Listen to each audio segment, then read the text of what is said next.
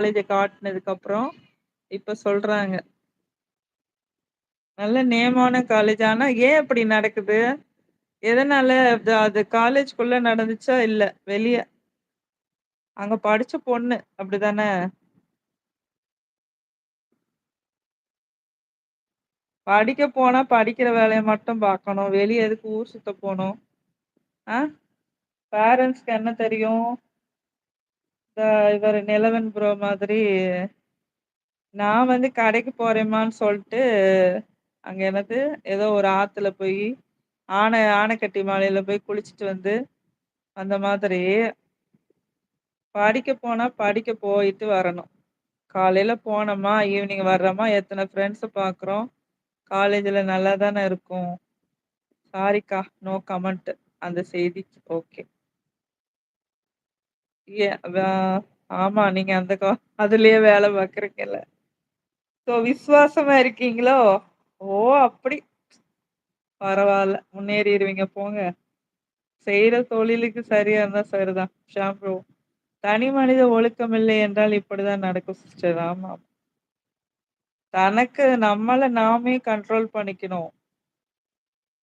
அதான் சொன்னேனே, நம்ம எது வேணா பண்ணலாம், எப்படி வேணா இருக்கலாம், எப்படி வேணா ஆடை சுதந்திரம், பேச்சு சுதந்திரம்லாம் இருக்குன்னா, அதுக்கேத்த மாதிரி நடந்துக்கணும்.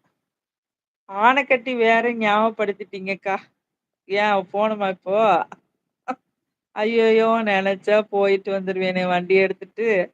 இதோ போ முடியாதே அட்டெண்டன்ஸ் போடணுமே, முன்னாடி பஞ்ச் வைக்கணுமே. நிலவன் இன்னைக்கு போக வேண்டியதுக்கா. லீவ் இல்ல சொல்ட்டாங்க.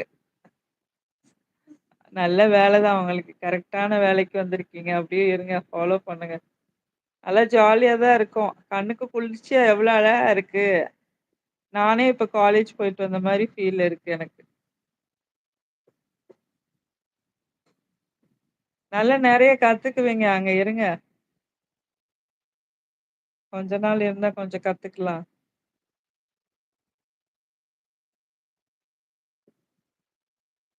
முன்னெல்லாம் நாங்க பக்கத்து வீட்டுக்கு போறதா இருந்தா கூட எங்க அம்மாட்ட சொல்ட்டு போவோம்.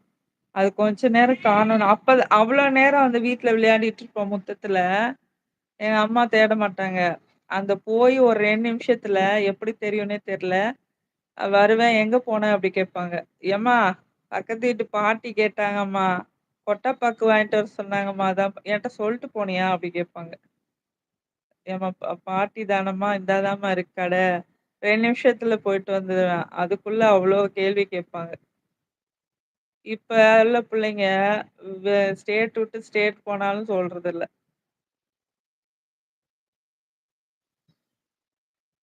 நிலவன் ஷாம் ப்ரோ டாஸ்மாக் குடிய கெடுக்கும் தெரிந்தே குடிக்கிறாங்க. ம். கவர்மெண்ட்டும் அந்த மாரி இடம் குடுக்குது. என்ன பண்றது? அதான் அவர் சொன்னாரே அன்புராஜன் ப்ரோ. அடுத்தவங்கள குறை சொல்லவே கூடாது. எவனாலும் என்னன்னாலும் நடத்திக்கிட்டும். நம்ம எதுக்கு அத போய் புடிச்சு தொங்கணும்? சாமியார் சொன்ன மாரி. தூண நீங்க தானே புடிச்சிருக்கீங்க. நீங்க தானே விடணும் அப்படிங்கிற மாதிரி. நம்ம எதுக்கு அந்த டாஸ்மாக் கடைக்கு போணும்? காசு கஷ்டப்பட்டு சம்பாத்தியம் பண்ணத ஒரு நாள் ஃபுல்லா உழைச்சாலும் ரூ. 1000 கிடைக்காது. ஆ அந்த ரூ. 500 போய் அவன்ட்ட போய் குடுத்து, அத குடிச்சு உடம்புக்கு கேடு. நிலவன் ஒர்க்குக்கு விசுவாசம் இல்லக்கா. அப்புறம் Sham bro cigarette smoking injurious of the health. எல்லாம் அதிலேயே போட்டிருக்குது. இன்ஜூரியஸ் ஆஃப் ஹெல்த்ன்ட்டு. ஆனா அதத்தான் முதல்ல வாங்கி நம்ம பண்றோம். நிலவன் ஈவினிங் லைவ் பண்ணுங்கக்கா. 8 மணி போல பண்றேன். வந்து சொல்லுங்க. ஓகே. இப்ப கிளம்பட்டுமா? எல்லாருக்கும். நான் ஏதாவது மனசு புண்படும்படியா பேசிட்டா? கரெக்ட்டா தானே பேசினேன். அந்த காலம்லாம் திரும்பி வந்தா நல்லா தான் இருக்கும். தனி மனித ஒழுக்கம் இல்லை என்றால் இப்படித்தான் நடக்கும் சிஸ்டர்.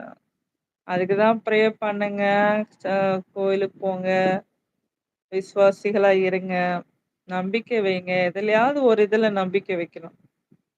நம்பிக்கை வச்சு நல்ல வழியில கான்சன்ட்ரேட் பண்ணா எல்லாம் நல்லது நடக்கும்.